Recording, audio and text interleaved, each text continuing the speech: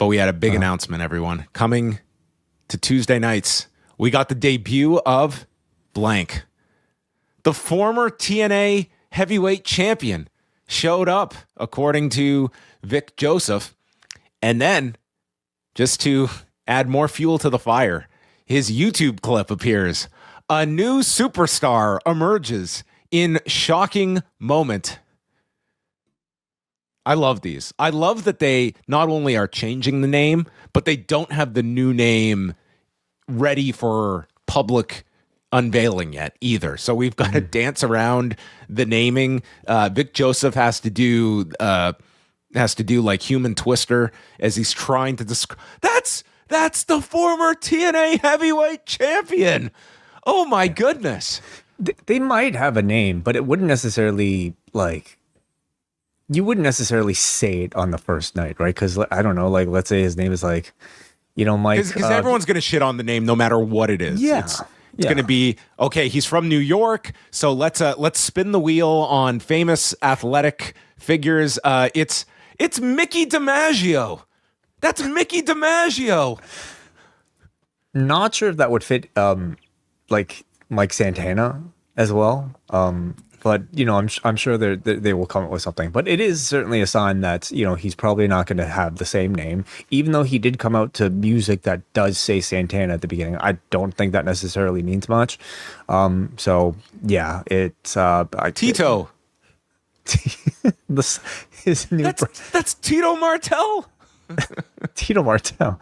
His new rebranding is that he is the son of Tito Santana. Yeah, and Rick Martel. Wow, adopted. Strikeforce somehow gave birth to him. Yes. Okay. Yes.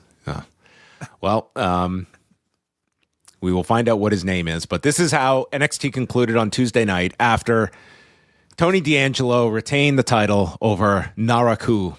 And I think Naraku's flirting with the championship has come to an end here. I don't think he's getting another match anytime soon. I think he's going to make his way down the pecking order. 2 losses. Yeah.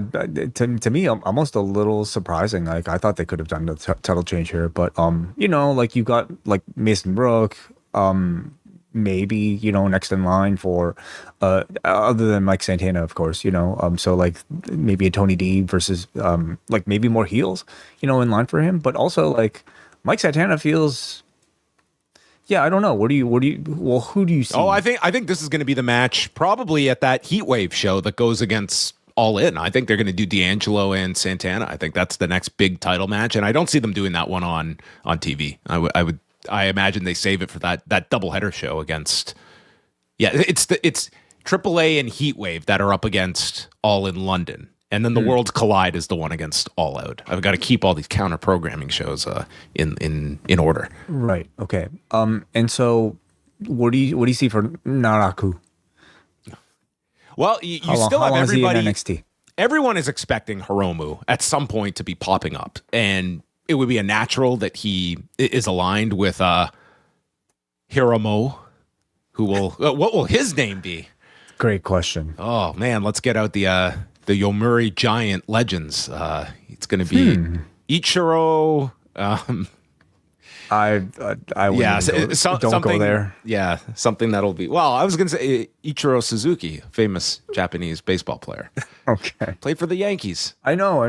Maybe that can be Mike Santana's last name. He can get Suzuki and stop. Please, okay, stop this. Hey, listen, it's really hard to rename these people. They have to be, you got to spin that wheel and not land on something preposterous.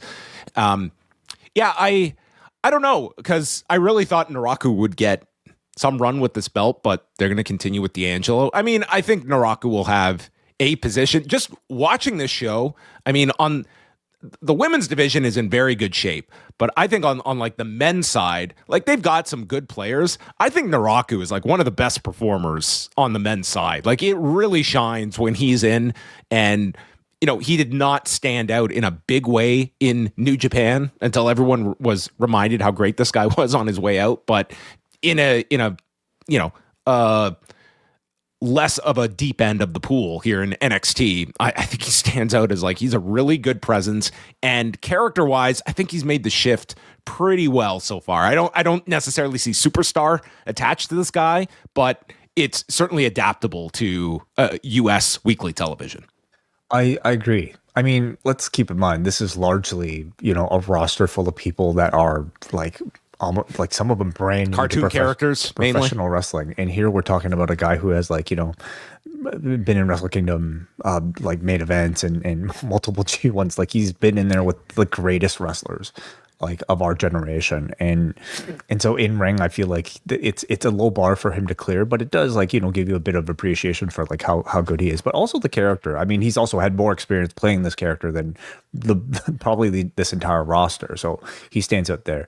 But as far as like answering the question of whether or not he's ready for like a main roster, like, it depends, I guess, what they're looking for on the main roster, whether or not they have a role for this type of character.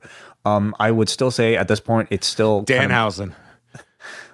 That could be the end. Yeah, possibly. Like it's a very sort of like. Oh